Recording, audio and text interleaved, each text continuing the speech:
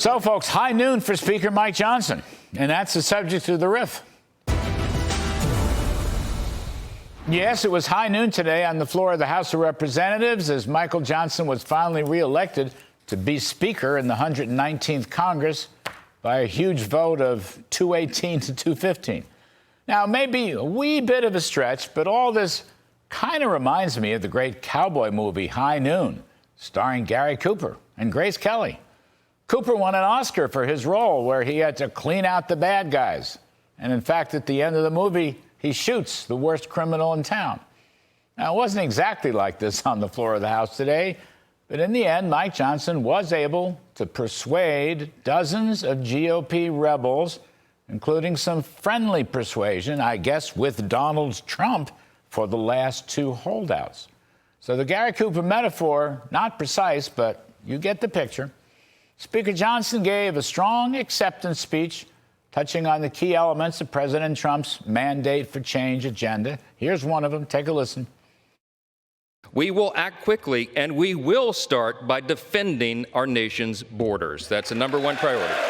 Yes. We will deport dangerous, criminal, illegal aliens, and finally finish building the border wall.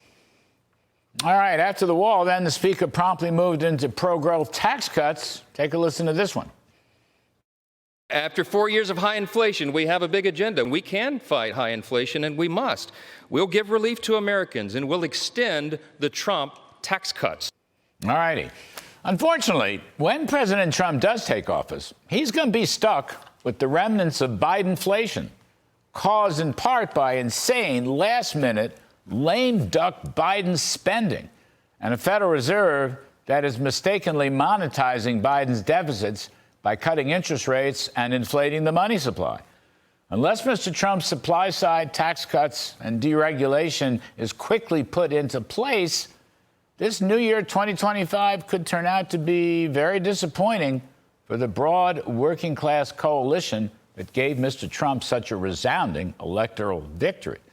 That is why the new Congress should immediately move to put together what some sources close to President Trump are calling one big, beautiful bill. That would include tax cuts and border closing, the Doge brothers spending cuts, energy deregulation, and a peace-through-strength defense component. Let's not waste any time. That's what happened back in 2017. Let's start right away with one big, beautiful reconciliation fiscal package. Get it done by mid-year at the latest. That will conquer Bidenflation and deliver a much-needed blue-collar boom.